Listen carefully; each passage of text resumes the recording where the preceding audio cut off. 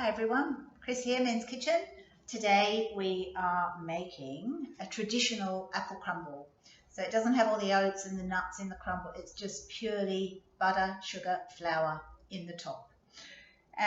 What I'm doing is just a simple little apple crumble, and I'm just doing it enough for 2 people in this little dish.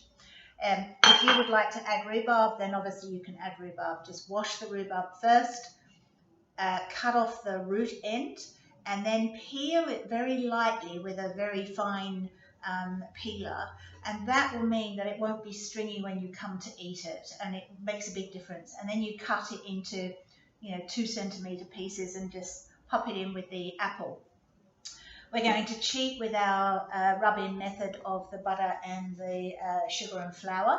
We're going to pop it in a food processor because a lot of you have food processors, so I thought, well, we'll just whiz it in there and it's really quick, so this will be the fastest video. Okay, what I have, I'm going to turn the camera down a little bit, and thankfully the sun has come out so that you can see me, which is good. Now let's see, so I have 2 green apples that I have cut up and popped in the bowl. Let's just straighten this camera up a little bit. Okay, so 2 green apples, and I have, what do I have here? I have 2 tablespoons of golden caster sugar. If you have raw sugar, then use raw sugar, that's fine also, but don't use the brown sugar because it's a bit too dark for this particular dish. And then we're going to add half a teaspoon of cinnamon. If you were doubling the recipe, put a teaspoon in. That's fine. Pop that in. Just ground cinnamon. And if you're a person that likes cloves in there, then you can obviously add cloves in as well. As I've said before, when we're preparing our dishes, we get all of our ingredients together. Once you've used them, put them to the side and you know you've put them in there.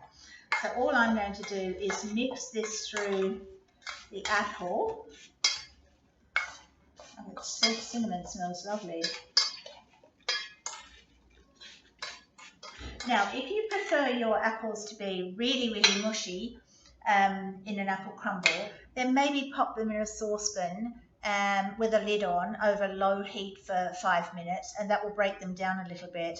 I prefer to cook it straight in the pan, so I don't have extra washing up, and I quite like the texture. So it's not completely mushed down, but it is cooked. So we'll put that there. You can see that. We've got plenty of room for our crumble, and the crumble will, slip down in between those little bits there as well. So we'll put that just to the front there. Okay. And now it's our crumble. So our apple's ready, and that's going to go in the oven. And then what I have is the food processor. So I'm just going to move that over so that you can see what I'm doing. Move that down. Bring out the big guns. Okay.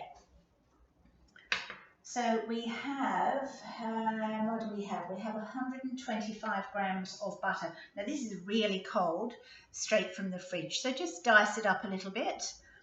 So that can go in. Well, I can smell the cinnamon.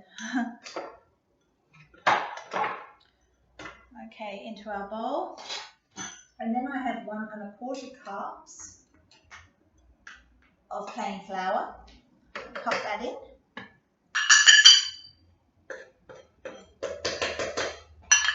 One 1/4 cups of plain flour, and then we have a little bit of sugar. So we have half a cup here of sugar. So if you can lessen that if you want to. You can probably take that down to 1/4 cup, but it doesn't give you that lovely sort of crunchy top. And as I said, at this stage, not quite at this stage, would you add coconut or whatever. I'm just doing the real basic one. And all we do is we pulse it. So we lock in the top and pulse, and you can see that butter is quite hard.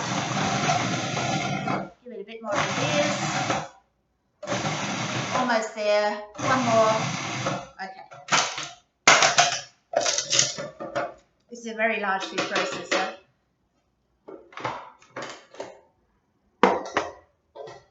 Move that to the side.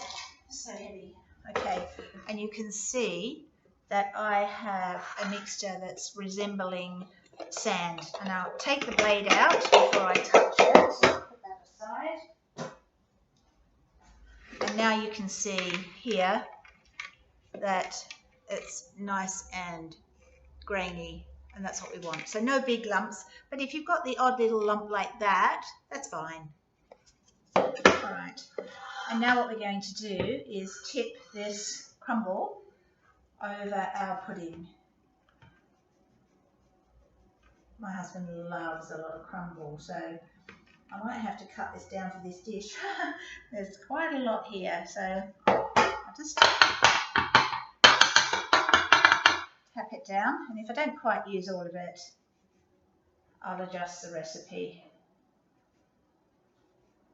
There we go. So there is a lot. So I've probably got half a cup left.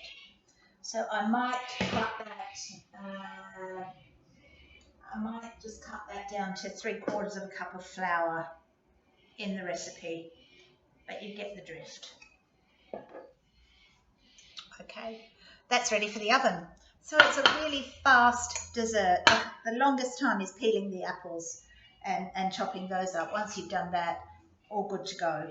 So you would have put the rhubarb in amongst the apple before we put the topping on, and now we're just going to pop that in the oven for 25 minutes. But what I will do is put it onto a tray. And the reason for that is if in case it bubbles up, if it bubbles up and comes out over the top, this won't, but just in case, just so I can keep my oven nice and clean. So I'll come back to you in 25 minutes. Hi everyone, here we are, 25 minutes later. I'll hold this so it doesn't tip out when I show you to the camera. Maybe I can turn the camera down a bit, that might help my neck because it's hot. Literally just come out of the oven. Can you see that? Look at that lovely oozing here of your juices. And when you see that, that's a really good indication that your apple is cooked. But just to check, we can pop a little paring knife in, and yeah, that's going right through beautifully. And there you have a very simple but traditional apple crumble, and so cheap to make. And that's probably 4 small serves or 2 giant serves. But I hope you enjoy that with custard or with ice cream or with cream, whatever you choose. But enjoy.